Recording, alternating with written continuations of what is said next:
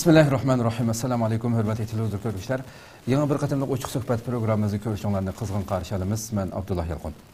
Qadirli görürmənlərimiz, həmənlər məlum bolğandak biz yıllardan buyan milletimizə münasibətlik bolğan xilma-xil temalarda şu temanınki mutaxassislərini çağırıb yoki məyli təşkilat rəisləri bolsun yoki hər xil sahədəki alimlərimiz bolsun milletimizə əlaqədar temalarda təklif qılıb huzurunlarga xilma-xil temalarni sunib kelyapmiz. İnşallah bugün şunun cümlesinden bugün yakshanba kechda ve nayet muhim bir tema haqida Uyg'ur davosiga atlangan Rus degan temada huzurunlarda o'tiribdik. Bugün alayda tuyuqsizdan bo'lib qoldi. Biz aslida bir kun burun e'lon berib, uning keyindan davomli programmalarimiz ham shunday chiqdi. Ama bugün tuyuqsiz huzurunlarda bo'lishimizning sababi çünkü özümü biz bugün hazır tanıştırıp ötümen şu 2-3 yıldan buyan Uyghur davasını Şarkı Türkistan halkının beşiği kilovatkan elemlerini Rusya'da küçülük bir şekilde YouTube'da bolsun şu akbarat vasıtlarda canlı şekilde bizden beşimiz gelgen meselelerini tanıştırıp naiti ciddi inkaslara uçuravatkan halkının ki Rus halkının veya ki Rus dilde sözleydiğen halkının alqışıga erişivatkan yaş Aleykis Kazakni bugün Türkiye ziyareti sebebiden stüdyomuzda mağduralıq üçün bugün tuyuqsuzlam ciddi təklif qıldık. Bunu tunub ötümüz özü müstakil jurnalist şundaqla Rusya Oquvchilar uyushmasininki raisi Aleykis Kazakni təklif qıldık. Stüdyomuzga qimmatli vaqtini chiqarib qadam tashrif qilganligi uchun ko'pdan ko'p rahmat aytamiz oldindan. Хотим поблагодарить вас за то, что вы посетили нас в нашей студии. Ассаламу алейкум, братья и сестры уйгуры. Алейкум ассалам. Собственно говоря. Shundaqla bugungi programmamizga bu rus tilidan tarjima qilish uchun qarindoshimiz Azatjanni o'zimi faoliyatchi ham Qozog'istonda bo'lsin, Turkiyada bo'lsin canlı şekilde xilma-xil xizmatlarni millatimizniki xizmatini qilayotgan Azatjon ham yanımda tercümanlık bizninki aramızda tercümanlık qildi. Qimmatli vaqtini chiqib kelganligi uchun ko'pdan ko'p rahmat aytaman. Rahmat. Qadrli ko'ruvchilarimiz, programmamiz YouTube ve Facebook kanallarımız orqali naq maydondan tarqatilyapti. Ekran oldiga chiqib turayotgan nomerimiz shundaqla programmaga ijtimoiy uchur vositalaridagi aloqa vositalarimiz orqali programma aloqador har qanday fikr, taklif, savollaringiz bo'lsa, yo'llashinglarni umid qilamiz. Shundaqla ko'plagan qarindoshlarimizning bu programmani ko'rish uchun ham baharlab qo'yishni ham unutmaysizlar. Unda Osman programının beşide hem Aleykis Kazakni biraz özüdün anlaşını özünü tanıştır desem ben biraz xıcı oldu ki hem bizden medeniyetimizden de özümüz tanıştırıp yürüyüş biraz yaxşı olmaydı, xıcı olmadı diye düşündüm ben biraz tanıştırayım. Ben dinimdeki müstakil jurnalist özü Rusya'da Rusya Oquvchilar uyushmasining raisi shundaqla shu yerdagi qalamkashlar jamiyatida muhim xizmatlarni qildigan kishi ekan. Hamda bu bizning da'voyimizga 2-3 yildan buyon shu jiddiy shaklda Sharq Turkiston Uyg'urlarning beşiği kelayotgan bu nimalarni, zulmlarni har xil qo'ldan kelgan vositalar bilan faoliyatini jonli bir shaklda qilib kelyapti. Biz albatta uningki chiqargan narsalarni bundan burun Turkiyaga kelishdan burun ko'rgandik. Ilgari bu Uyg'urlarning masalasiga buni kun tartibga olib kelishdan burun shu Rossiyadagi yoki shu Rusya'nın nimesideki işgalık uçurgan şu yerdeki her xil zulüm uçurgan milletlerinin kimi davasını şu yerdeki uçurgan zulümler, Müslümanların beşik kilovatkan zulümler hakkında her xil faaliyetlerini qilib kelgan bir kishi ekan. Men programmadan burun paranglish jarayonida buni o'rgangan bo'ldim. Keyin endi bu Rossiya Uyg'urlarning beşik kilovatkan bu narsani tunigandan keyin maxsus hozir bütün küçüğüne Uygurların davasını anlatış için küçük çıkarıp kilovatı bu qatimki Türkiye ziyaretimi şunun cümlesinden inşallah programının jarayonida ben onu so'rab o'tman o'zidan. Unda olsa kirib ketsak programmaga hurmatli Aleksi. Endi oldi bilan shu savoldan boshlasam. Uyg'ur xalqini siz qachon qanday bo'lib Uyg'ur xalqini tundingiz va bu Uyg'urning davosiga sizni nima kuch sizni bu Uyg'ur davosini qilishga elib kirdi sizni? Уважаемый Алексей, когда вы впервые познакомились с проблемой уйгуров и почему вы решили встать на защиту прав уйгуров? Вы знаете, я знал о том, что существует такой прекрасный народ, как уйгуры, поскольку у нас в России был достаточно известен такой молодой талантливый артист Мурат Насыров. И его песня «Мальчик хочет в Тамбов» была, пожалуй, моей любимой песней детства. Но мы абсолютно не знали о том, в каком тяжелом положении находится уйгурский народ в Китае. Kichigimda Uyg'urlarni tanıttım. Yani bizden Rusya'da ataqlıq Murat Nasırov degan bir san'atkor bordi. Shuni orqali Uyg'urlarni tunji qitim tanıdım. Andin bu Uyg'urlarni undaq zulm chekayotganligini yaqin ordan tanıdım. И поэтому уже, когда я работал журналистом, когда я стал вести блог, мне друзья, единомышленники стали скидывать видео, которые свидетельствовали о том беспределе, который вытворяют китайские власти в отношении уйгуров, живущих на собственной земле.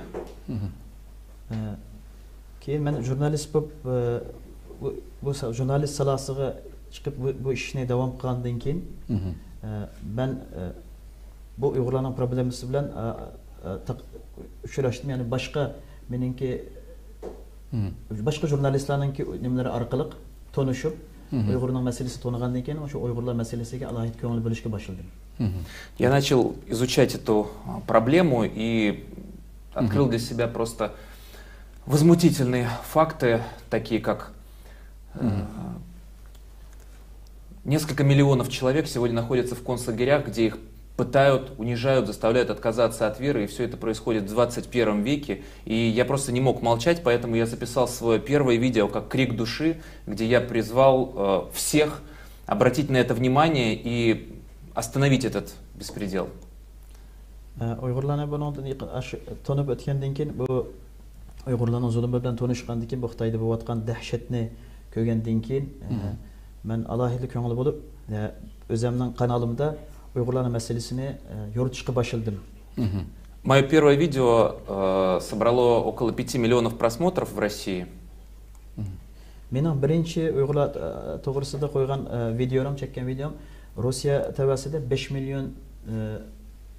milliondan ortiq odamlar ko'rib chiqdi. И тогда еще большинство людей совершенно не знали о том, что реально происходит в Китае в отношении уйгуров и других мусульман. Shu vaqtning o'zida u yerdagi odamlarning ko'pincha Uyg'urlarning Sharq Turkistonda bo'layotgan zulmining realligini yana tonimatdi, bilamatdi.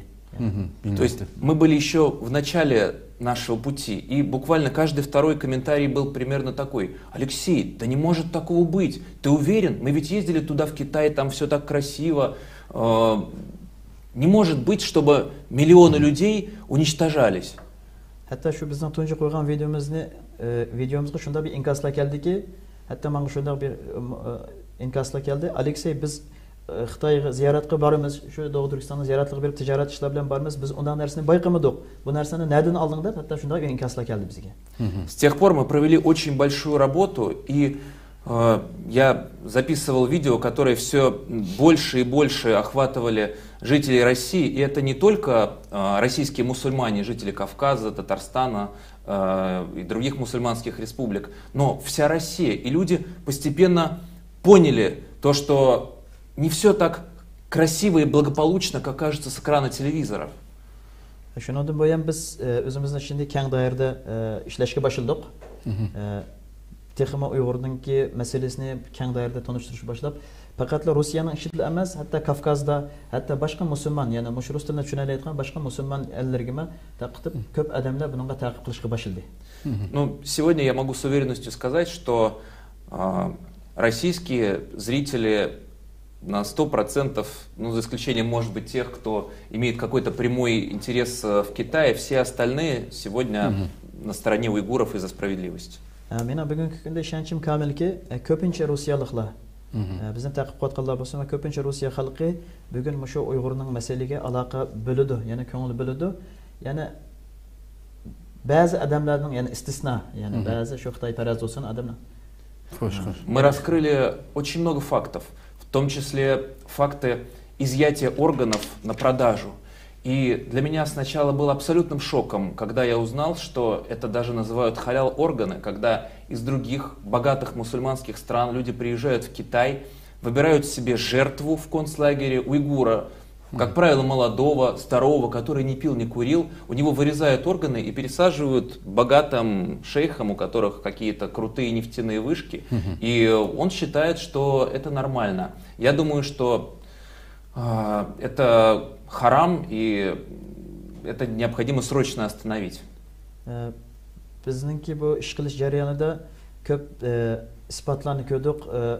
Sharqiy Turkiston Uyg'urlarniki shu organlarini chiqarib elib boshqa musulmon davlatlarga elib setishi. Shunday qilib boshqa bir musulmon davlatlarda musulmon bo'lish sifati bilan yana shu lagerlar kelib Uyg'urlarni o'ziga tanlab, shularning organlarini o'ziga halol deb, mushundaq atab, o'ziga halol deb elishini biz bayqadik.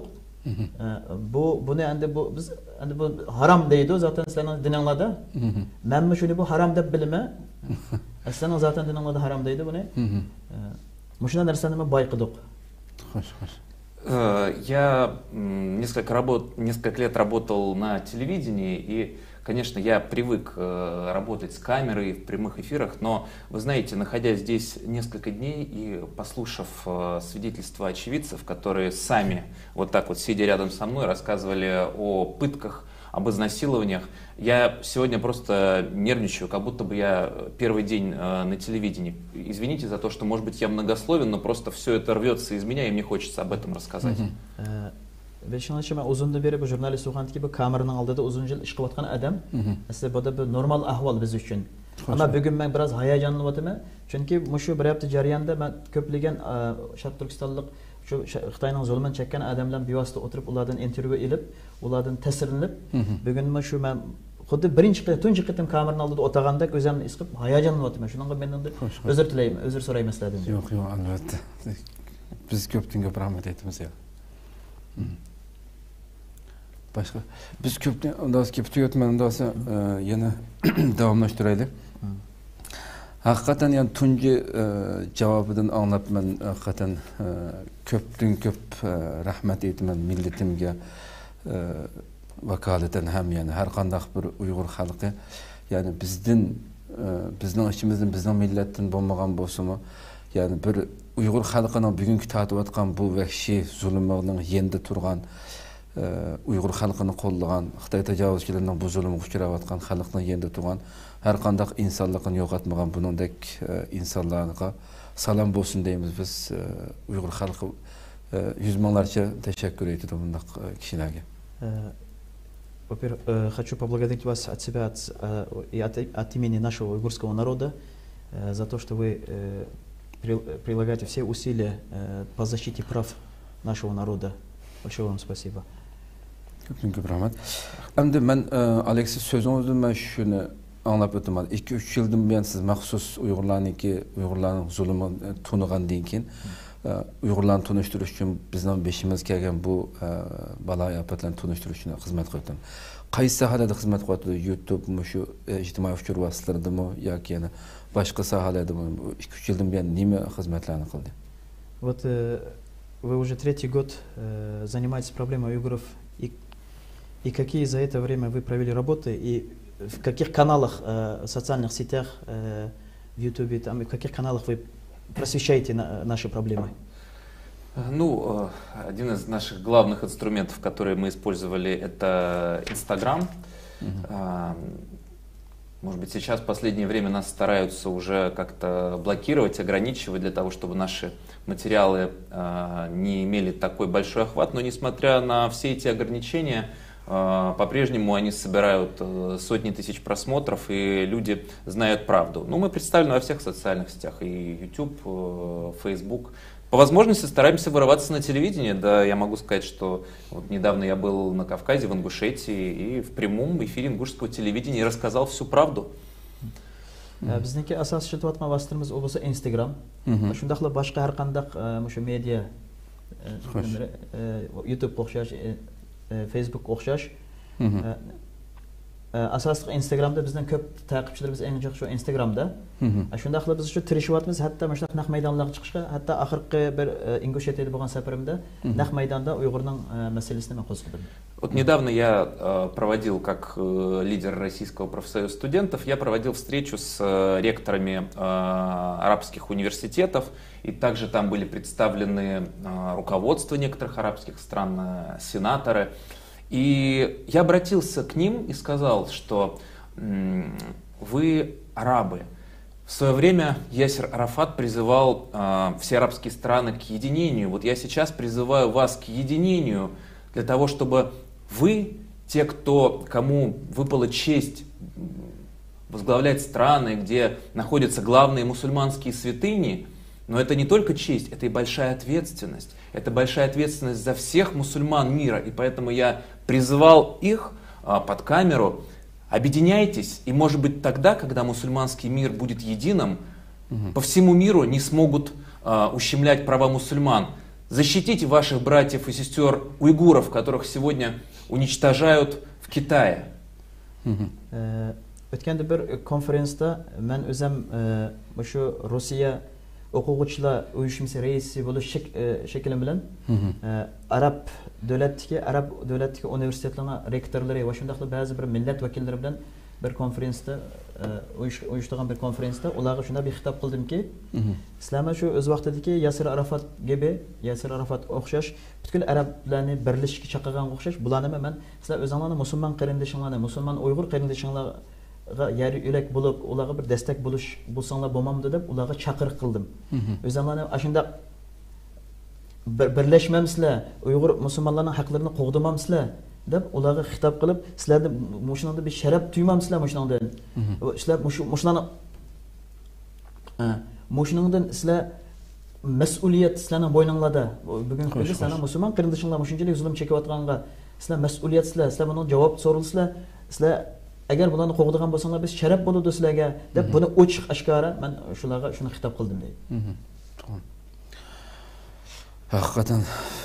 На самом деле я мог бы рассказать многое, но я думаю, что давайте лучше больше вопросов охватим. Mahiyatda men ko'p narsa so'zlab passam bo'ladi, biroq shu sizlarning savolinglarga o'tsakman. Xo'sh. Ya'ni haqiqatan deganimizdek yana bir echinishlik masala islom dunyosininki har xil manfaatlar ya u bu deb Xitoylar bilan bo'lgan nima sababdan bugungi kunda eng bizga ega chiqishi, eng ovozni chiqarishi kerak bo'lgan islom dunyosiningki nurg'un masalalarda Uyg'urlarning beshiga kelayotgan bu zulmlar haqida ovozini chiqarmay sukut turishi haqiqatan ular uchun ya'ni cho'ng bir numus qilarlik ish amaliyotda. Agar tarjima qilsangiz kelsa. К большому сожалению, на сегодняшний день мы видим, наблюдаем это вместо того, чтобы эти страны, мусульманские страны, вместо того, чтобы стать наряду с нами в защиту прав мусульман, уйгуров, они стоят бок о бок с нашими врагами. Да, это прежде всего связано с большой экономической силой Китая, в первую очередь. Bu bo'lsa endi birinchi o'rinda bu Xitoyningki cho'ng iqtisodiy kuchga ega ekanligi sababidan shunda bo'lug'liq. Поэтому в России я призвал всех россиян отказаться от китайских товаров, не покупать их и заменять их, например, турецкими товарами, например, те же самые товары одежда, текстиль. Вот я сейчас сижу в турецком пиджаке, и он прекрасен. Я был здесь на турецких рынках, прекрасный выбор текстиля. Это лучшее качество и не большая цена. Поэтому я считаю, что все те, кто ведут борьбу за уйгуров, за то, чтобы остановить уничтожение народа, могли бы последовать моему примеру и также призвать к бойкоту китайских товаров. Shu sababdan men o'zimizning kanallarda xalqaro shunday xitob qildimki, Xitoyning mollariga muqotaa qilishni, ya'ni Xitoyning mollariga muqotaa boykot qilishni va uning badaliga Turkiyaning mollariga o'tishga. Mana hozir men mashhada ekran oldida o'tiribdiman, Turkiyaningki kostyumini kiyib o'tiribdiman. Va shunda kaliteli nima mashhada super kaliteli ekan, o'zimni oldim kiyib o'tiribdiman. Hatto mashhada bir necha kun jarayonida Turkiyaning mollarini ko'rib, Turkiyaning tekstili ne kadar şunda kaliteli ekanligini bilaman va boshqalarga ham shunday jakalayman. Türkiye'nin yoki boshqa dunyo boshqa mamlakatlarning molini elishga Xitoyning molini elish badaliga.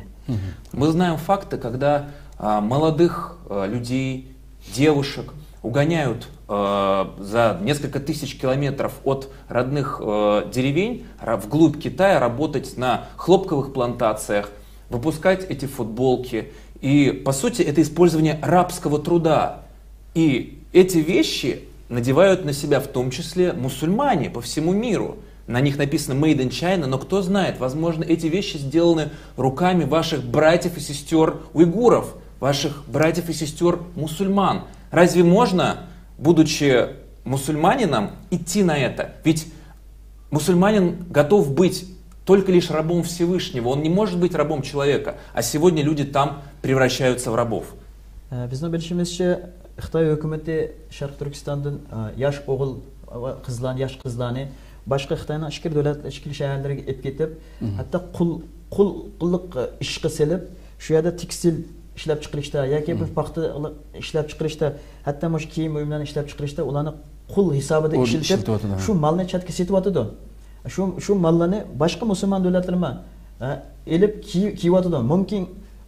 Mumkindir hozir biz kiyayotgan kiyimlar Xitoydan kelayotgan mollar, kiyimlarimiz kiyayotgan kiyim-kechaklarimiz hammasi bizning shu yerga Uyg'ur qarindoshlarimizning qo'lidan ishlab chiqarilgan bo'lishi kerak. Buni o'ylash kerak tamam, haqiqatan. To'g'ri. Ko'p rahmat. Chunki ular hozir u yerda deydi, Uyg'ur qizlarni, Uyg'ur yosh bolalarni deydi, qul qilyotdi, ammo faqatla musulmonlar faqat bir Xudoning, bir Allohning quli bo'lishga tegishli emasmi deydi. Haqiqatan. Endi shu siz hamda faoliyatlaringizda shu bir qancha yildan buyon qilayotgan faoliyatlaringizda sizni ko'rgan, mayli YouTube'dan bo'lsin, shu Instagram bo'lsin, sizni ko'rgan, masalan, tunji qatim chiqarganda necha million, 5 million inson ko'rdi, uni keyin necha millionlab ko'rdi ekan masalan. Bu ko'rilgan xalq, mayli rus xalqi bo'lsin yoki ruscha so'zlaydiganlar bo'lsin, bulardan kelayotgan inkoslar sizga masalan sizni ayblayotganlar yo'qmi, sizni jiddiy jihat qo'llayotadi masalan, bu haqida bir ma'lumot beramiz. Вот на вашем канале, мы знаем, что на вашем канале очень многомиллионные просмотры. Какую интерактивность вы встретили со стороны зрителей, русскоязычных зрителей вашего канала? Ну, на данный момент можно сказать, что практически каждый зритель, который смотрит наши видео, потому что мы стараемся продолжать эту тему. Ведь, знаете, как бывает, вот человек о чем-то таком рассказал, потом новая какая-то яркая тема, он ту забыл, бросил и перешел на более хайповое, более популярное. Ведь вы, думаю, понимаете, что когда только начали появляться первые свидетельства о геноциде, они были в новинку. Сейчас уже, когда люди поняли, что это происходит, для них это не вызывает такого удивления, как раньше. И поэтому, конечно, наверное, если бы я действовал по принципу, как некоторые блогеры, которые берутся за именно хайп, то... Но я продолжаю заниматься этой темой, и я сказал о том, что я считаю, что это, может быть, самая важная тема. Более того, может быть, даже Всевышний создал меня, и я родился и появился на этот свет для того, чтобы заниматься именно этим и бороться против геноцида уйгуров. Бүгінгі күнде біз өзіміздіңки мұшы ұйғыр мәселесі тоғысы давам кеватымыз. Çünkü biz bilimiz ki bugünkü mass medyada, biz medyada şunda bir görünüş var ki, eğer bugün bir yenilik olsa, o yenilik bir neçə gün keyin konrab ketib başka bir narsa çıksa, ma yenilikni, yani ma vakani, yani Uygur'un birisinin problemisini unutub çatı qo'yib, başka narsani özümün kanalda takipçilerini köpaytiş yüzden, mani unutub qo'yib, mananga o'tib ketadigan onda şeklim yo'q meniki deydi. Çünkü ben Uygur'un meselesini davamlı qilib turyapman. Mümkündür şunda bir his qilmayki, mümkün Allah Taala deydi, Allah yaratqushimiz deydi, meni mushuning uchun yaratib qo'ydimkin, mushu bir davo uchun, bir boshqa bir izlayotgan xalqning problemasini ish uchun. Men buni davom qilaman. Hech qachon buni men qo'nrab qolmaydi, boshqa narsaga o'tib ketib, buni qo'yib qo'ymayman. Men buni davom qilaman deydi. Вот если говорить об активности, например, мое видео, которое называется «Китай взрывает мечети», где я рассказываю о том, что Китай ведет борьбу не только с людьми, он ведет борьбу с историей. И уничтожаются исторические мечети, сносятся уйгурские кладбища. В этом видео я дал аэрокосмическую съемку сравнительную, что вот была мечеть, теперь ее нет. Было кладбище, теперь оно отсутствует. Это видео собрало в Инстаграме в разных группах около 15 миллионов просмотров. И даже если взять чисто мою страницу в Инстаграм, это примерно 200 тысяч репостов, то есть 200 тысяч пользователей разослали это видео другим людям. То есть люди сопереживают, и они хотят бороться и помогать уйгурскому народу. Mesela ben özümden bir Instagram kanalımda Uygurlarınki mescitlerinin çekip atkanlığını o doğrusu da bir anlattım. O doğrusu da bir setki vaxtımda 200 mingga yaqin hamberlimi bo'pti deydi boshqa odamlar va shuning ichida 15 million odam ko'ribdi. Men uni shunday shaklda qo'ydimki deydi, burunqi vaqtini masjiddan keyin masalan nimdan Sputnikdan tushagan. Sunni Amraddan tushagan. Bugungi kundagi uning o'rni, ya'ni masjiddan chiqilganligi. Shuni menda bir qiyos nim qilib, buni qo'yganda 15 milliondan odam ko'ribdi buni deydi. Xo'sh. Про репосты ты сказал, да, что перевел. Просто, понимаете, люди ведь привыкли видеть боль и страдания на экране. Сейчас Голливуд снимает очень много фильмов, где кровь хлещет по стенам, и люди, когда смотрят этот фильм, они сопереживают, но когда выключают его, они понимают, что это кино, успокаиваются и легко переключаются. И поэтому, конечно, в каком-то смысле люди хотят от настоящей боли дистанцироваться. Они не хотят на себя это перекладывать. Переведи, я потом дальше продолжу. Bugungi kunda biz bayqaymizki deydi, odamlar shunday bir normal holatga kelib qoldiki deydi, xuddi bir kino ko'rgan deydi, Gollywoodning kinosini ko'rdi. Uning ichida qanliq bir fojialarni ko'rdi. Kino tugagandan keyin bu kinoga deblar uni normal his qilgan bo'lib qoldi deydi. И когда я встречался здесь, в Турции, с теми женщинами, чьи мужья находятся в концлагерях, чьи престарелые родители там и подвергаются пыткам и изнасилованиям, эти люди плакали, и я тоже плакал вместе с ними. Şu Türkiye'deki ziyaret seferimde bir monçu Şarkı Türkistan'da şu zulüm çekiyotgan qarindaşları tuqalları zulüm çekiyotgan qarindaşlarımız bilan uçuru elib ulardan intervyu elish jarayonida ularninki dertlerini anlap, ularninki ba'zilarininki dadalari, ba'zilarininki singillari, qizlari, opalari, nurg'un tuqqanlari shu yerda kamplarda turli aziyatlarni chekayotganligini anlab, ularning yig'ilganlarini ko'rib, men shu bilan birga o'tirib, shuni his qilib, men yig'ildim deydi. Вот мы вчера записывали интервью, сегодня мы погуляли по городу, но у меня до сих пор болят глаза от тех вчерашних слез. Tunugul akşam biz bir muncha odamlardan intervyu oldik. Intervyu olib shunda hayajonlanib, yig'lab.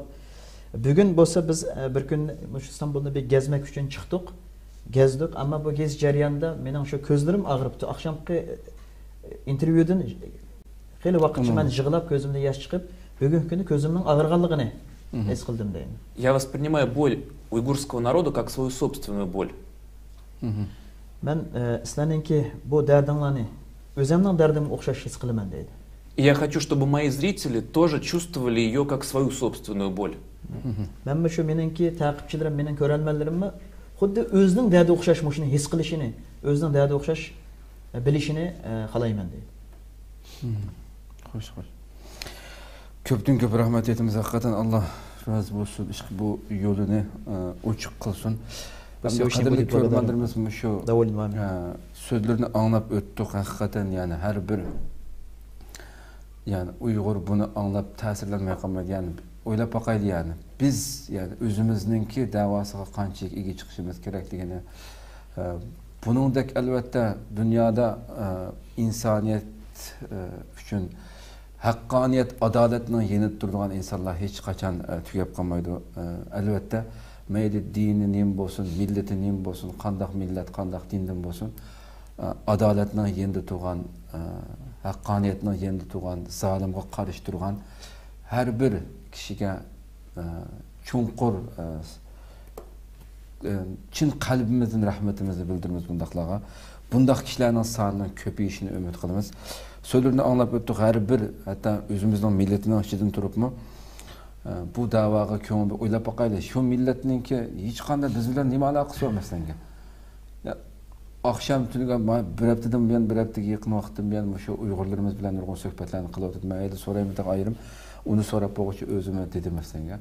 Shu xalqimizning beshik kelgan suhbat jarayonida ularningki dard alamlarini anglab tunigun birga yig'ladim deyapti. O'ylab boqaylik, o'zining millatiga bu o'zimizga cho'ng bir savol bo'lishi kerak yani. Biz o'zimizning da'vosiga qanchalik ega chiqdik, qanchalik bu davani tonishtirish uchun, Sharq Turkiston xalqining beshik kelayotgan narsani tonishtirish uchun Uyg'ur xalqi oldi bilan qanchaga ega chiqdi bu? Buni oldidan savol qo'yishimiz kerak-da. Biz shu millatimiz uchun qancha yig'lab boqdik masalan.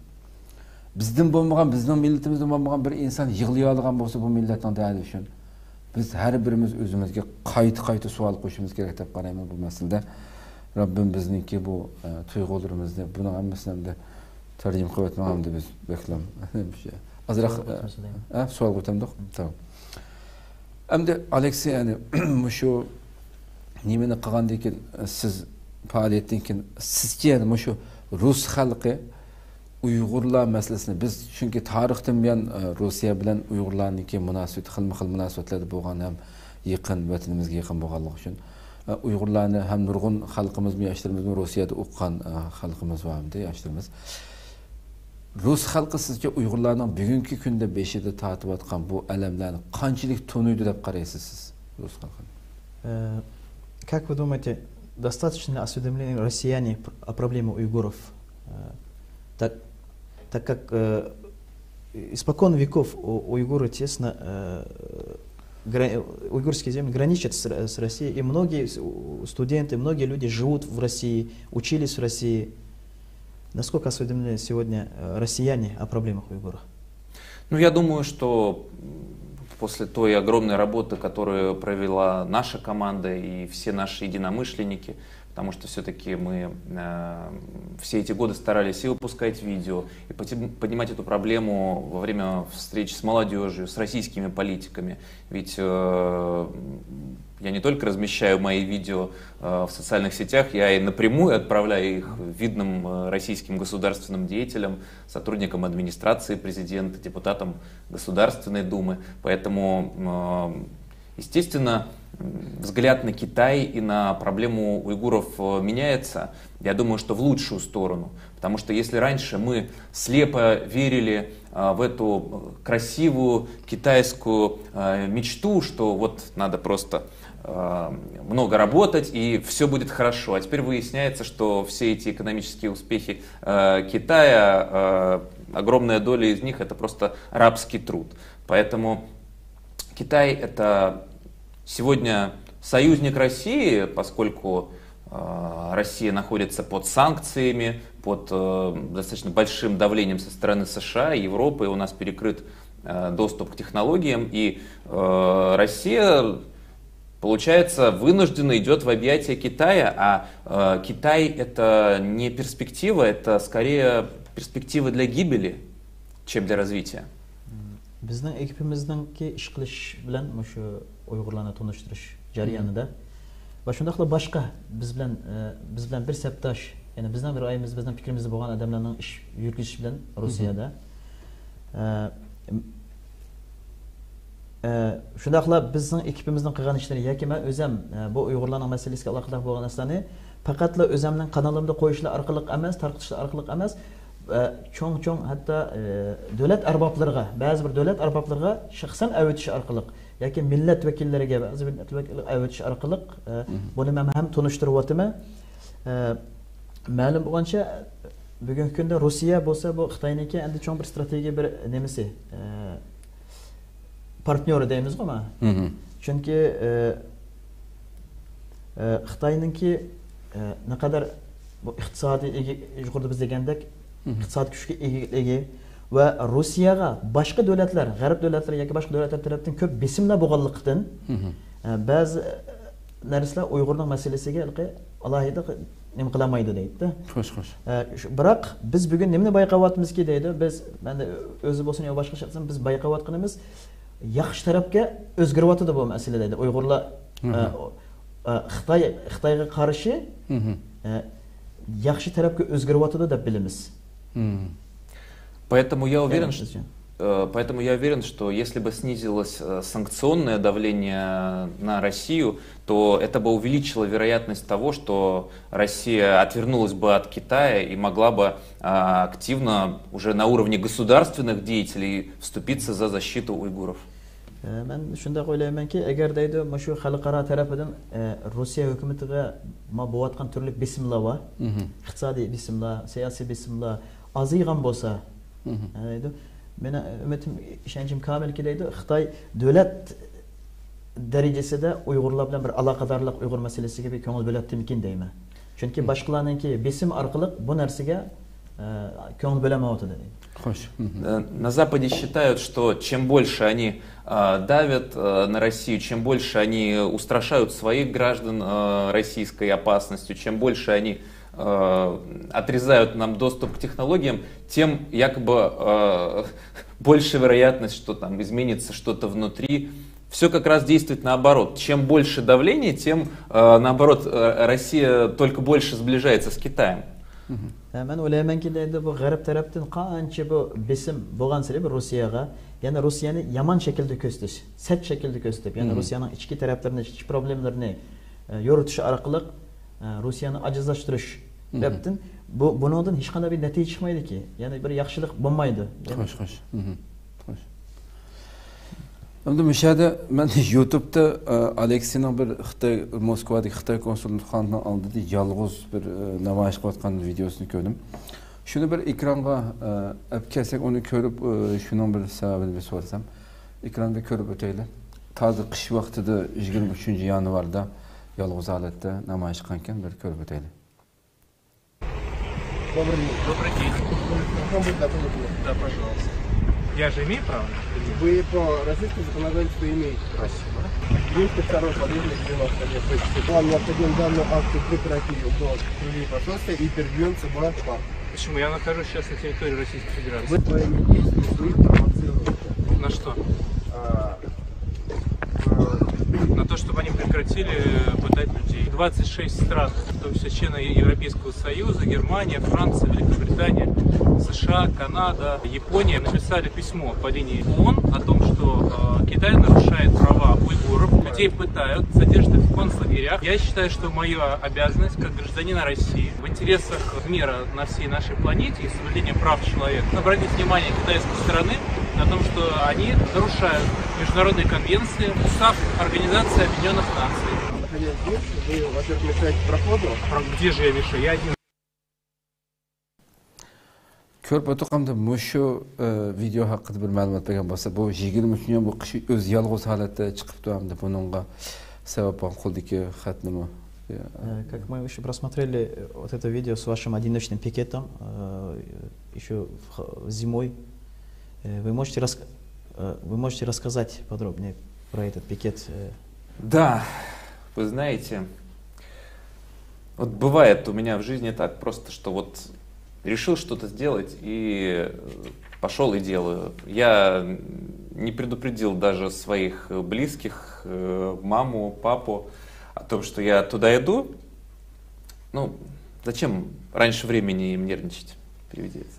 Ba'zida menda shunday bo'ladi ekan deydi. Men bir narsani agar keskin bir qaror chiqarsam deydi, men shuni qilaman deydi. Hatto shu yerga berishdimi, ota-onamni hech kimni bir xabardor qilmay, shu yerga bordim deydi. Aslida o'zi Moskvada yashamaydi. Moskvada yashaydi. Ha. Ya'ni hech kimga bir xabarsiz shu yerga o'zim bir uydanim qaynab shu yerga bordim deydi. Я, конечно, чувствовал, что как только я подойду, меня сразу же попытаются оттуда убрать. Men shunda shu yerga borgan vaqtida baribir shu his qildimki, men shu yerga borsamla, chiqsamla meni hozir soqchilar kelib baribirma haydab yetadi deb his qildim baribir. Поэтому я, естественно, заранее сделал плакат, я сразу быстро его развернул и буквально там, через короткий период времени сразу же подошел сотрудник полиции и сказал, что я должен предъявить документы. Сначала он проверил у меня документы, а потом он сообщил, что я должен оттуда уйти. Men şu yerge kelişim bilalla, men bilip tutum onu keldiğanlıqını meni özüm şu lavhani tayarlab oldim deydi, şu plakatni tayarlab oldim deydi. Tayarlab oldim. Bara şundan keyin şu polis xizmatkari keldi, qishim kelib, meni da şu meni hujjatimni so'rdi. Kimligimni so'rdi, kimligimni tekshirib, şu ruxsatimni so'rdi. Я говорю, почему я должен уйти? Он говорит, вы их провоцируете. Я говорю, на что? На то, чтобы они перестали убивать людей? Şundan men o saqchidan so'radim ki, men nima ish ketishim kerak?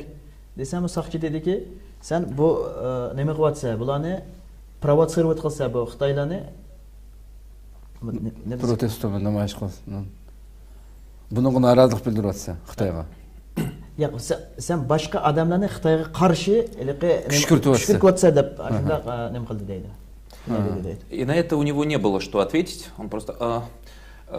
И дальше я объясняю ему, что все цивилизованное мировое сообщество уже официально направило письмо в Китай, и ведущие европейские страны, США, Австралия, Япония, Канада.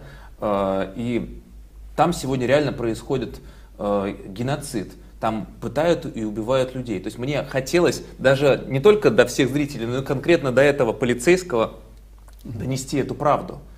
Ben şundak dedim ki bugünkü günde bu taraqqat etgan davlatlarning hammasi Amerika, Avstraliya, Kanada, Yaponiyaga o'xshash davlatlar va Yevropa ellari taraqqat bu Xitoyda bo'layotgan bu zulmni anglitib bu yuzda notlarni beryapsa, hatta buningga men bu saqchig'im tushuntiryapman bu to'g'risida deydi. И это видео облетело весь мир. Конечно, в России у нас почти все видели это видео. Естественно, все начали задавать вопрос, ой, не было ли у меня проблем после этого. Tabii ki bu videom, shundan keyin bu videom butkul dunyoni aylanib chiqdi. Rossiyada bo'lsin. Shundan keyin Rossiyada menga ko'p inkaslar kelishga boshladi. Ну, Китай, они же хитрые, они же действуют не напрямую, они действуют из-под тишка, поэтому все проблемы и неприятности, которые они делают, они происходят завуалированно. Biz bilmizki Xitoyninki bu quv hiylagar siyosatini, ya'ni uddul bevosita, uddul bir harakat qilmay, ya'ni siyosatini, yana boshqa bir yo'llar orqali qilganligini. Ну, например, я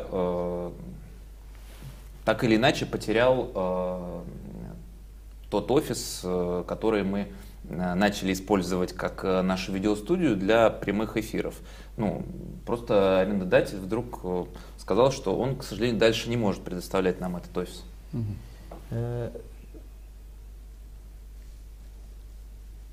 Dedi ki, aşınınki akıbeti şunda oldu ki, deydi, neticede biz bir icra qilgan bir ofisimiz batdı, şunda studio qilib, o'zimizning ishlarni, faoliyatimizni mang'izmiz deb biz shundan zahmat topdik.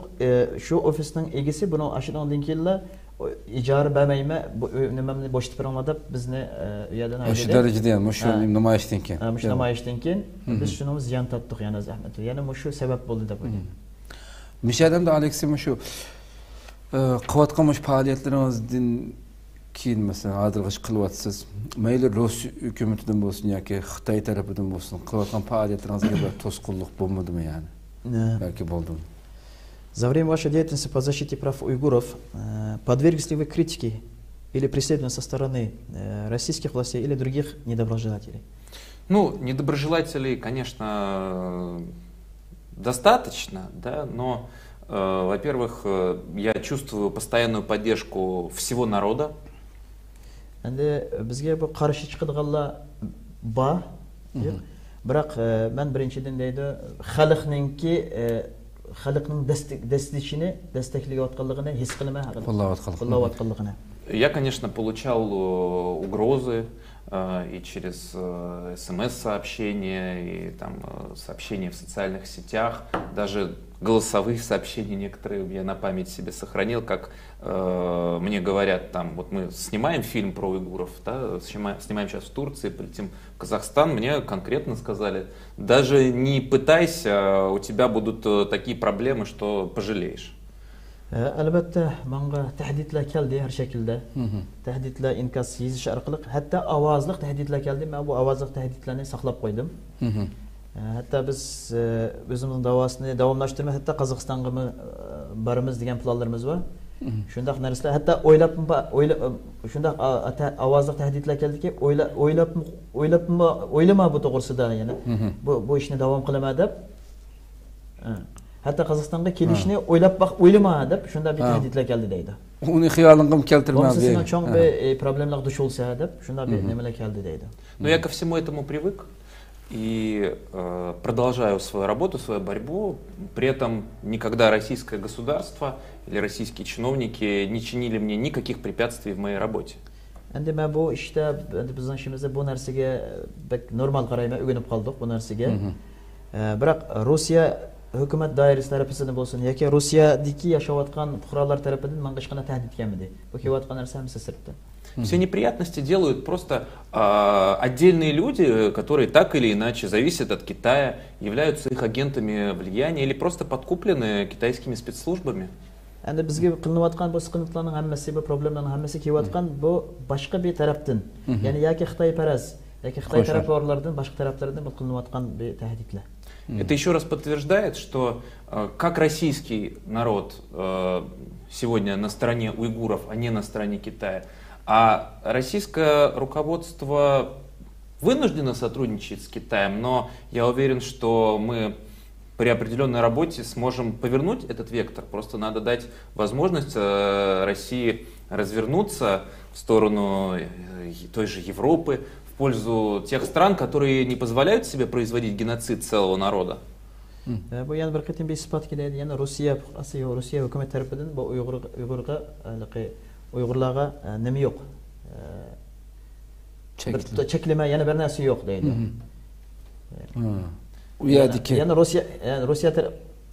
Yana Rossiyaning xalqi biz bilamizki, bu so'yqirmni, yana Xitoyda bo'layotgan so'yqirmni, yana Xitoyni qo'llamaydi.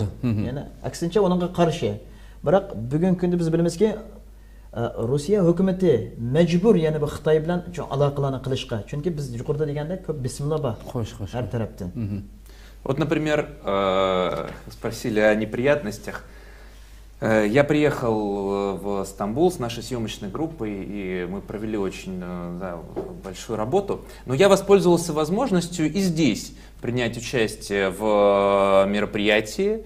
И я принял участие в митинге, который проходил около китайского консульства в Стамбуле. А затем я принял участие в пикете, который был около университета.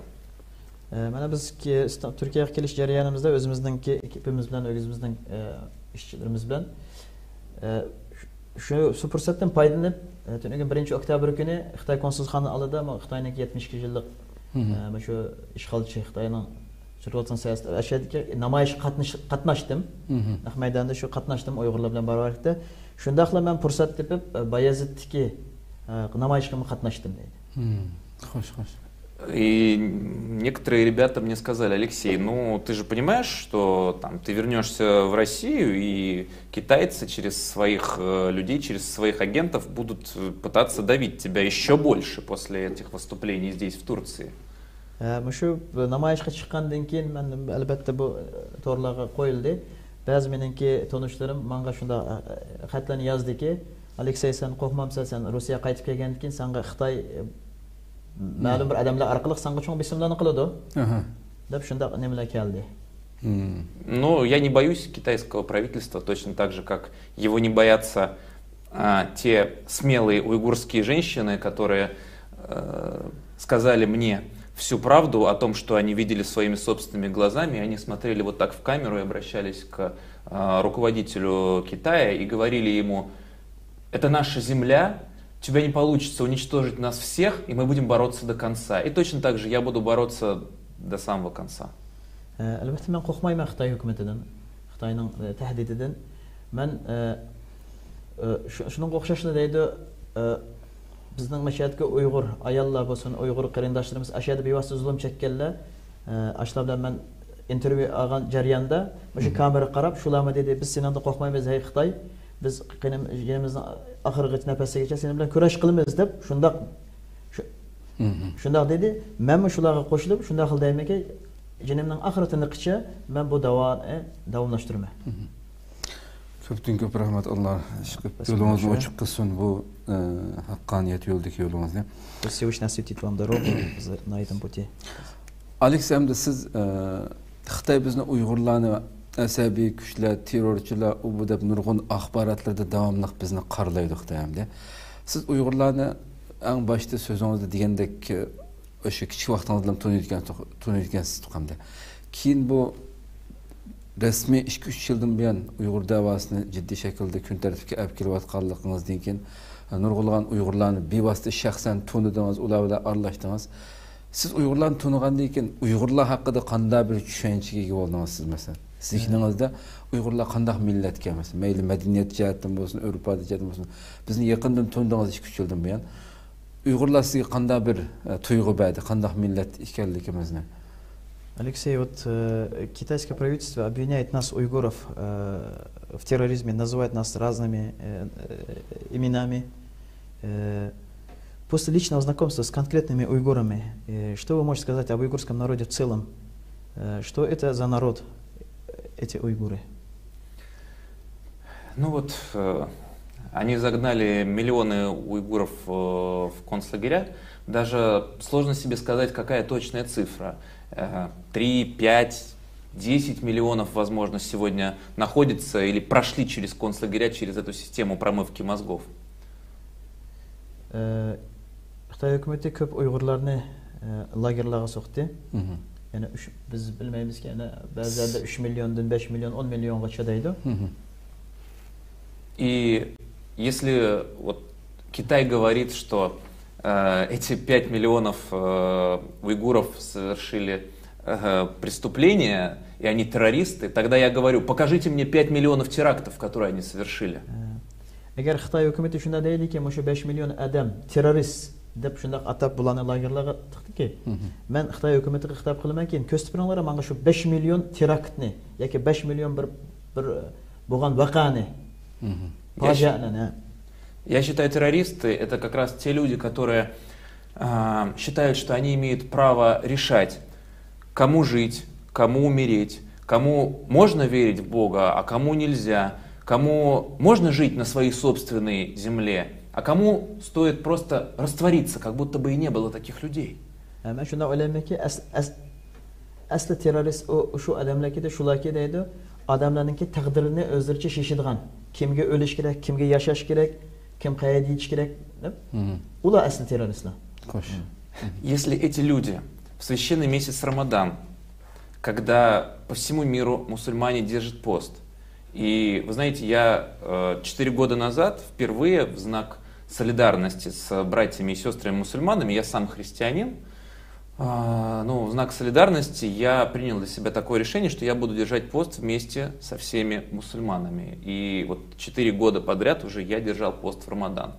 Так вот, в этот священный месяц в Восточном Туркестане уйгуров заставляют насильно пить алкоголь. И из этого устраиваются шоу и конкурсы.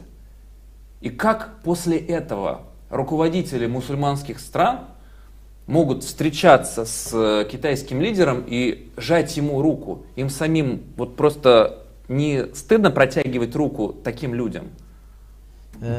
4 yil burun men shu musulmonlar bilan aralashqashqa o'zimga shunda bir nim qildim, bir niyat qildimki, men shu musulmon birodarlarim bilan, yaqinlarim bilan birlikda men shularga o'xshash Ramazon ro'zasida ro'za tutaman. Men xristian bo'lish shaklimdan, ya'ni men xristian diniga e'tiqod qilmayman, biroq shu musulmonlarga men o'zimning qarindoshlik, o'zimning do'stligimni ifoda qilish sababi bilan men ro'za tutdim deydi bular bilan. Endi bugun biz qarawatni ko'rib bayqavatmizki, bu Xitoy hukumati o'z Sharq Turkistondagi musulmonlarni ro'za tutishdan cheklab, ularga ro'za Ramazon jarayonida har turli bir shoularni qilib, ularni haraqlarni ichish yoki boshqa ichimliklarni ichish orqali bir musobaqalarga selib, mundaq bir ro'zasini buzib, bularni shunday bir haqoratlar o'tadiki, buni bayqavatgan boshqa musulmon davlatlardagi shu yerdagi boshchilar yoki musulmon islomiy ba'zi uyushmaning boshchilari qanda qaysi yuzi bilan deydi, shu Xitoy hukumati, Xitoy doiralarininki odamlari bilan qo'l tutishib, ular bilan do'stlik munosabatini qurib men shuni hayron qilman. Ularga bir ne yazikki, ularga bir ayib emasmi shularga? Уйгуры — это прекрасный народ, очень талантливый. Мне вот ваши историки, журналисты рассказали огромное количество фактов, о которых мир даже не подозревает, что там эти изобретения были созданы уйгурами вообще-то. И этот народ очень многогранный и достаточно трудолюбивый. Я вот так смотрю, в Казахстане уйгуры достаточно успешные предприниматели, да и здесь, в Турции. То есть мне этот народ очень по душе. И я считаю его своим родным народом уже теперь. Uyg'urlarni shunday tanıymakin, Uyg'urlar nayeti bir medeniyetlik, shunday bir xalq. Uyg'urlarni için hatta Kazakistan'da olsun, hatta Meşhed'de olsun, şunda köpligen ticaretçileri var. Uyg'urlarni içinde nurgun hatta köp tarihçiler, jurnalistler bilen ben nem qildim tanışıp, ulardan köpligen Uyg'urning medeniyetini, Uyg'urning kulturasini tondim ve özümde Uyg'urniki yaqin do'sti deb his qilaman. Мне подарили вашу национальную рубашку, допа и уйгурский флаг, поэтому я буду это носить в Москве, в том числе, когда пойду встречаться с официальными лицами России. Может быть, они спросят меня: «О, что это за такая красивая рубаха на тебе?» А я буду иметь возможность сказать: это рубаха прекрасного народа, который сегодня подвергается уничтожению, и все мы не имеем права молчать по поводу этого. Menenki Meşhed'deki Uygur qarindoshlarım bana şunda bir soğuğlanı kıldı. Uygurning do'ppisini, Uygurninki şu milliy kiyimini, ko'ylaklarni bana soğuk kıldı. Ben inşallah Rossiyaga qaytib borgan vaqtimda ba'zi bir so'rovlarga shu kiyimlarni kiyib borma. Shu meni so'ragan vaqt ular so'raydiki, bu nima kiyim deb so'ragan vaqtida men shularga shunday anlatmanki, tushuntirmanki, bu shunday bir go'zal bir millatninki bu kiyimi. Yani köyündeki do'ppisi bugün kunda bu güzel bir şundan bir millet izliyotidu, Xitoy zulmisi ostida qiyyotidu deb ularga texma buni tanıtma. Ko'pdan ko'p rahmat aytamiz. Bu millatni men o'zimning nimam deb nima qilaman, yaqin xalqimdek his qilaman deydi. Ko'p rahmat aytamiz. Endi siz Aleks bir haftadan buyon Turkiyada keldingiz. Turkiyaga tunji qatim kelganligingizni bildim. Nurg'un Uyg'urlarimiz bilan so'zingizni so'zlab o'tgandek, ularning beshiga kelgan bu fojiani ziyorat qildingiz endi ularni. Ham Turkiyaga bo'lgan kelgandagi hissiyotingiz, ham Uyg'urlarning dardini anglagandek, abayamda bir qancha so'zlab o'tish shundaymi? Hatto yig'lab ketganligini dedi hamda. Bu qanday hissiyatda bo'ldingiz hamda? Bu Turkiyaga. Значит, вот уже неделю вы находитесь в Турции и записываете свидетельства очевидцев, пострадавших от китайского режима. Каково ваше впечатление об услышанном, о свидетельстве? Ну, поскольку я несколько лет вместе с вами переживаю эту трагедию, то, конечно, я примерно все из того, что рассказывали мои герои, знал.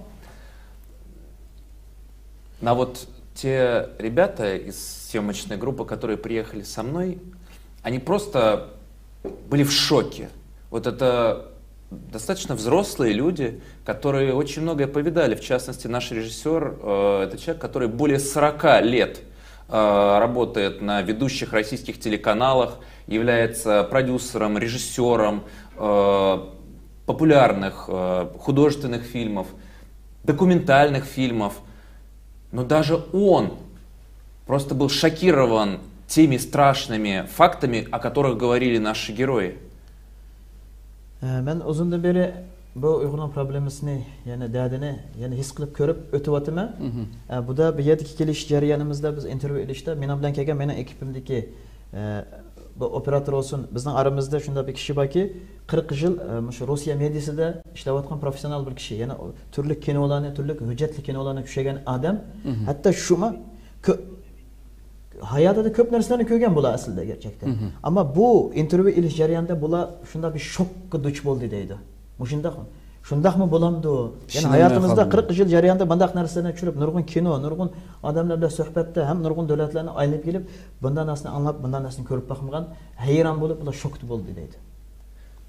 Наш режиссер Александр Беланов сказал мне: Леша, после того, что я услышал от этих женщин, которые рассказывали о том, как насилуют и пытают их родственников, я просто по-другому стал смотреть на Китай. Bizniki rejissyorimiz mana shu ekibda kelgan Aleksandr Belanov degan kishi bu narsalarni anglagandan keyin, shu yerdagi ayollar bo'layotgan tajovuzlar, ular bo'layotgan zulmlarni anglagandan keyin ya'ni Xitoyga bo'lgan ko'z qarashim shundan keyin endi tamoman o'zgardi deydi. То есть люди, которые не были осведомлены о масштабе трагедии, для них, конечно, это, ну, знаете, когда сидит женщина и рассказывает о том, как 5 ее малолетних детей находятся в концлагерях. Вот мы сейчас в мире, знаете, как бы вот мир наполнен лицемерием. Очень много всяких в интернете вот, значит, баннеров, что там мы следим за защитой детей, вот это надо там беречь, скрыть, вот такая, а там здесь собачка громко полаяла и надо от ребенка там это скрыть. А почему же тогда вы не заступитесь за этих детишек, которые там находятся в концлагере? Yani bugünkü günde qarsangiz endi bu dunyo bir nifaqlikqa to'ldi deydi. Ya'ni bu vaqalardan xabardor bo'lmagan odamlar. Masalan, bugun ko'ramiz ko'p sotsial medialarda, masalan Instagram boshqalarda mana shunday lozunglarni qo'ydi. Biz inson haqlarini qo'g'daymiz, biz kichiklarning yosh bolalarninki uni qo'g'daymiz deb faqat yezish shaklida bor. Nemishki sizlar bugungi kunda shu kurash hatto ishchilarning haqlarini qo'g'daydi, yozadi, qo'g'daydi. Nima uchun sizlar harakatga o'tib haqiqiy qo'g'dimaysizlar bularni deydi. Знаете, я начал сейчас опять об этом рассказывать, и опять я как бы растрогался, у меня опять начинается такое нервное состояние. Bilamsiz, mana bu nazir qaytadan endi hayajonlanib deb so'zlab shu anglaganlarimni men endi shunda bir ko'ngil buzilish bo'layotdi deydi. Я говорю, я человек искушенный, я многое видал, и я просто не понимаю, как можно говорить об этом спокойно. Men chiqini ko'rgan odam, men hayron qolaman, qanday buni xotirjam bunday so'zliklar bo'ldi, bunday problemlar deydi. Nemisiz? So'zlik bo'lmaydi. Bir narsani tashlab o'tib ketdim. Bir ishni qo'g'daydi ekan deydi. Ishni qo'g'daydi ekan, uning haqlarini qo'g'daydi ekan. Tunugunki men intervyuimda bir ayoldan intervyu oldimki, u ayolniki 5 tane balasi kanslar, yani şu lagerda ekan, 5 tane balası. Yani şu 5 balasining taqdirini bilmaydi ekan. Yani bu hayajonli jarayonda unutib qoldi, so'zni deydigan so'z. Chunki biz intervyu tarjima qilgan şu ayoldan biz intervyu qilgan vaqtida bu ayol o'zining balasini 6 yilni yoqi 5 balasining taqdirini bilmaydi ekan. Ammo bir necha vaqt bo'yin YouTube'da yoki TikTok'da o'zining balasini başka şehirde yani YouTube'da bayqab qaptı, tonib qaptı balasını. Yani 6 yıl kömegen balasını, kızını Xitaylarning bir tarbiyalash yerida Xitoycha o'rgatayotganligini ko'rib qaptı. Bu qanday bu nima qilib bo'ldi deb uning chidag'ili bo'ldi deydi. Tamam. Hakikaten chidag'isiz bir masala hamda. Hamda Aleksa programmamizning oxiriga kelib qoldik hamda mishada Uyg'urlar deydigan qanday yurak so'zlaringiz bor hamda. Алексей, мы подошли к завершению нашей программы. Какие вот сегодня в нашем прямом эфире нас смотрят 1000 уйгуров, что бы вы хотели сказать им напрямую?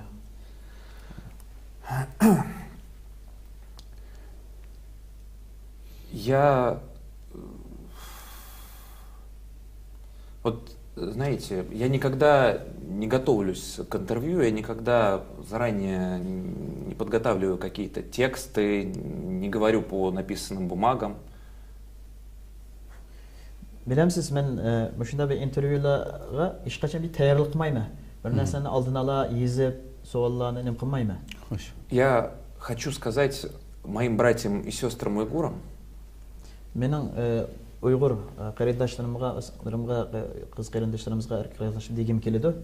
Что мы с вами все, кому не безразлична судьба людей в первую очередь, потому что среди наших зрителей представители абсолютно разных религиозных конфессий.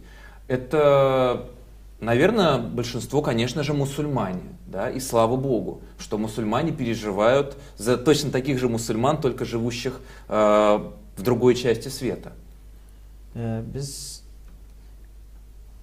Men degim keladiki, Uyg'urlar biz sizlar bilan. Bizning davlatimizda turli boshqa diniy öküller yaşaydı. Dini başka dini her türlük dini türlük dini itikad adamlar yaşaydı. Onun içinde hem Müslümanlar yaşaydı. Şu Müslümanlar ama başka devletki başka Uygurlardan başka Müslümanlar ama özünün histaşlığını bildirdi. Но это и представители других конфессий, в частности христиане, жители Кавказа. И со всех уголков страны мне так приятно, когда я вижу, что откуда-то с Дальнего Востока, из Сибири, с Кольского полуострова, с севера заходят простые русские люди, которые живут кто-то в крупных городах, а кто-то в деревнях, и они сопереживают уйгурам и пишут мне обратную связь и говорят: Алеша, спасибо тебе за то, что ты ведешь эту борьбу.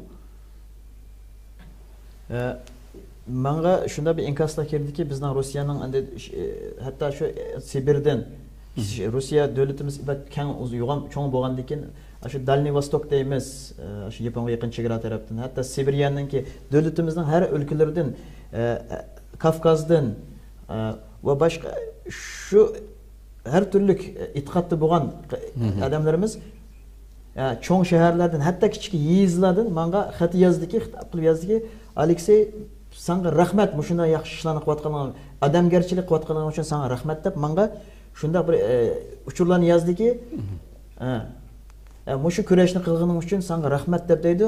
Men shularniki shu quvvati bilan o'zimni shunda bir xush his qilaman deydi. У меня появилось очень много друзей по всему миру, и я хотел бы вот отдельно поблагодарить Расулжана Юлдашева, который является уйгуром, уроженцем Казахстана, который сейчас ведет бизнес в Турции. Я хотел бы поблагодарить его за то, что в тот момент, когда многие другие, кто присылали сообщения с поддержкой, я очень благодарен всем, кто присылает сообщения с моральной поддержкой, потому что очень важно чувствовать, что ты не один. Но кроме всего этого, конечно же, нужно понимать, что для того, чтобы вести борьбу, нужен какой-то ресурс. Нам нужны камеры, нам нужно помещение с доступом в интернет, да, все-таки мы стараемся, и все эти годы, ведь и до того, как я начал поднимать проблему уйгуров, я занимался и другими вопросами, и бедой мусульман Рохинджа в Мьянме, проблемами и бедами наших российских мусульман, которых тоже так или иначе угнетают. Я поднимал вопрос с недостатком мечетей в Москве, где у нас всего 5 мечетей на несколько миллионов мусульман. Но на все это нужен ресурс. И вот Расулжан из числа тех, кто помогает и словом, и делом. Я хотел бы отдельно, чтобы вот те уйгуры, которые будут смотреть эту программу, по возможности и его тоже поддерживали. Потому что, посмотрите, наши спортсмены выигрывают турниры, им дарят и славу. Ну хорошо, я уважаю спортсменов, у меня много друзей спортсменов, и это правильно, что их нужно поддерживать. Они выиграли там награду, им дарят машину, квартиру, то есть создают условия. Но есть еще тоже другие герои, которые тоже нуждаются в поддержке, и в том числе я считаю, что вот один из таких героев это Расулжан. Bu iş qilish jarayonida mening ham o'zimdan jiq do'stlarim bor va bu davoda men ko'p, yana texmi ko'p do'stlarni topdim deydi bu yo'lda deydi. Shuning ichida Rasuljon Qozog'istonda yashaydigan Rasuljon Yo'ldashev, buning tijorati bugungi kunda Turkiyada tijorat ishlarini epmayotdi. Bu Rasuljonga alohida bir o'zimdan minnatdorligim, tashakkurimni qilgim keladi. Bizga shunday bizni qo'llab, mana yerga bizni olib kelib, shunday ishlarni qilganligiga. Bugungi kunda bu davo yo'lida biz bilamizki har qanday desteklar kerak. Shuning ichida eng ko'p destek bo'lsa bu iqtisodiy destek. Chunki bu yo'lda turli mushta kameralarga, turli narsalarga biz yo'l xarajatlarga biz muhtoj bo'lamiz davoni qilish uchun. Biz bugun bayqaymizki bir yerda bir sportchi bugun bir sport maydonida birinchilikni olib kelsa, uningga butkul mashina, iqtisod, sog'lana qil deydi. Men ularni yomon demayman, to'g'ri, sportni keng doirada uni taraqqiy qilish kerak. Ammo mundaq odamlarni shunday tijoratchi, shunday odamlarga destek berib, ularni qo'llab, ma'naviy qo'llash kerak deydi. Chunki bu davo yo'lda ular hech kim ko'maydigan yordamlarni bizga qilg'liq. Yana qaytalar Rasuljonning ismini aytib ketkim keladi. Men cho'ng qayta takrar uning minnatdorligimni bildirma, rahmatimni aytaman. Bizga shunday qilgan destegini, yordamini unutmaymiz. Обязательно объединяйтесь, в единстве ваша сила. Chuqum birlashinglar. Chunki birlikda sizlarning kuchinglar. Не нужно бояться и думать, что если вы будете молчать, то тогда вы сможете лучше защитить своих родственников, которые живут в Восточном Туркестане. Практика показывает, что как раз убивают и пытают тех, чьи родственники молчат, а те, кто борется за них, говорит правду всему миру. Именно у них есть шанс воссоединиться со своими близкими. Чуқым көрәшін давам қылыңла, сүкіт қымаңла дейді. Сүкіт қымаңла, оқыныңла, ойыныңла. Чүнки дейді, еш нәрсенің қоқмаш керек дейді бұл yolda дейді. Әгер практикада дейді, тәжірибеде шunda bir көстегілікке, kimki avazını çıkamay, сүкіт қыса, bizning yutuqlarımızga hiç bir əziyyət bo'lmaydi deb o'ylaydi ki, o təcrübədə əksini göstərdi. Sükut qılğanlarını texim əziyyətə duch bo'layotganligini biz bayqavyapmiz deydi. Shuning uchun ovozimizni chiqarib, tinch o'tamash kerak ekan, sükut qilmash kerak deydi. Моя борьба будет продолжаться до последнего удара моего сердца. Дорогие братья и сестры уйгуры, я вас всех люблю, и мы обязательно победим. Восточный Туркестан будет свободным, и вы будете хозяевами на своей собственной земле. Я обязательно приеду к вам, и именно вы сделаете так, что мир станет добрее, светлее, и просто будет мирное небо над головой. Hürmetlik Uyghur qarindoshlarım, mening bu davoni yuragimning oxirgi tiniqicha men bu davoni davomlashtiraman. Men sizlar bilan, men sizlarni gerçekten yaxshi ko'raman va Xudo bo'lsa, men ishonchim komilki, kelajakda Sharq Turkiston mustaqil bo'lib, men sizlarning Sharq Turkiston diyoringlarga ziyoratga kelaman. Sizlar mustaqil bir hur bir davlat bo'lasizlar. İnşallah. Sizlar o'zingizning zaminida mustaqillikka erishsizlar. Köptün köp rahmet. Yolunuz uçuk olsun hakikaten. Pek tesirlendim hem de körülmelerimizin elbette naiti tesirlendi. Bunu tesirlemesi mümkün emez. Hem de şu aslında ahırkı sualımda bunun deyin kiyinki pilallarınız nimeti deyip sormak istedim. Lakin siz ahırkı tınıqım vaça bu davada mağmen deyip bunun naiti güçlük bir şekilde cevap veren buldunuz. Şu an de onu sorumsam bulduğum derecede kılvetiniz deyip qalayım hem de. Köp rahmet etimiz yani bu dava üçün Uyghur halkının azabı hakkıdır. Onun tercüme koyarız. Хотя у меня был последний вопрос, я хотел вас спросить, какие у вас планы по работе над уйгурским вопросом в будущем. Но вы сказали, что вы до последнего удара вашего сердца будете бороться за уйгуров. И я не стал задавать этот вопрос. Мы будем работать с Божьей помощью. Я всегда чувствую помощь Всевышнего. Бог у нас един. И давайте жить так, как предписано религией, делать добро, и Господь благословит таких людей. Biz işimizni davom qilamiz. Men doim bizning yaratuvchimiz bir. Xo'sh. Yani Xudoninki bir yordamini men his qilaman deydi. O Xudo bo'lsa yaratuvchimiz bir hammamizniki. Biz shu Xudo buyurgan narsa bilan yashasak, shu dinimiz nimani talab qilgan bo'lsa, shu bo'yicha yashasak, cho'qim biz bir utuqqa erishamiz. To'g'ri. Ko'p rahmat, yani ko'rilmalarimiz buni aytdi o'ziga. Körülmelerimiz mayli Facebook'tan, YouTube'dan körülmelerimiz özge köpten köp rahmet etiqanlığını bildirdi inkaslarda. Onu hem bildirip koyayım.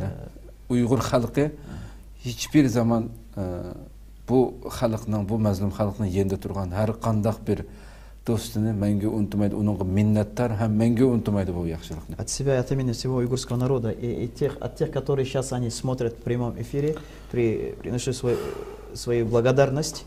И уйгурский народ никогда не забудет тех, кто стоял рядом в трудные минуты. Qadrli ko'ruvchilarimiz, shuna qilib bugungi ochiq suhbat programmamiz nihoyatda ta'sirli bo'ldi. Men o'zim nihoyatda jiddiy bir shaklda ta'sirlandim. Ko'ruvchilarimiz albatta buni his qilgan bo'lishi kerak. Bu inkaslardan ko'rib turyapmiz. Buni ko'plab ta'kidlayli. Hem özümüz qaytadan bir energiya aylab, özümüzninki davasını qancha kuchli shaklda anlatishimiz kerak ekanligini his qilgan bo'lishimiz kerak deb o'ylayman. Rabbim ömür bersa, yana bir qatimliq suhbatda ko'rishguncha omon bo'linglar. Assalomu alaykum va rahmatullohi taala va barakatuh.